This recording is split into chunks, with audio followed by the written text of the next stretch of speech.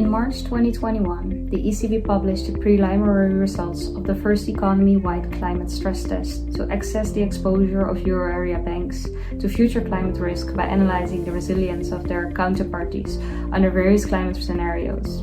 In this context, the ECB has published the final results of its wide climate stress test, which shows that companies and banks benefit from adopting green policies in order to foster a transition to a sustainable zero-emission economy. The exercise reveals that an orderly and rapid transition, minimizing costs and maximizing profits and offsets to short-term costs of transitioning a zero-carbon economy. This technical note summarizes the main aspects of the exercise.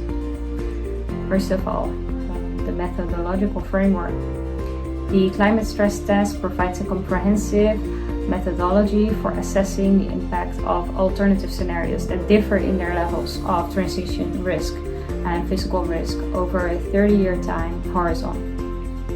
It is a top-down exercise as it relies solely on internal data sets and models and has been conducted centrally by ECB staff. On the other side, the ECB's economy-wide climate stress tests apply three main scenarios, which differ from one another in their associated level of transition risk and physical risk. Furthermore, the transmission to firms. The non-financial corporations have to cope with two main types of risk, transitional and physical, which will affect the PD and will make changes in the leverage.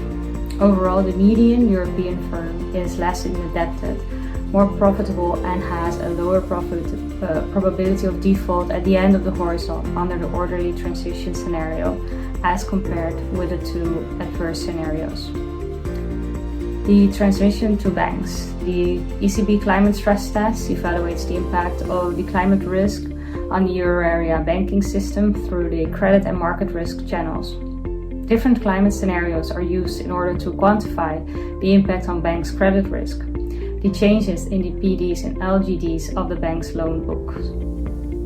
The conclusion: the early adoption of policies to drive the transition to a zero-carbon economy brings benefits in terms of investing and rolling out more efficient technologies.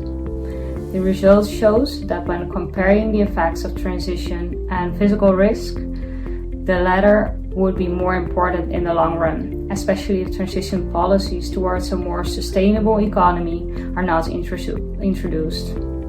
The results are also shown that impacts on banks' expected losses is mostly driven by physical risks and potentially severe.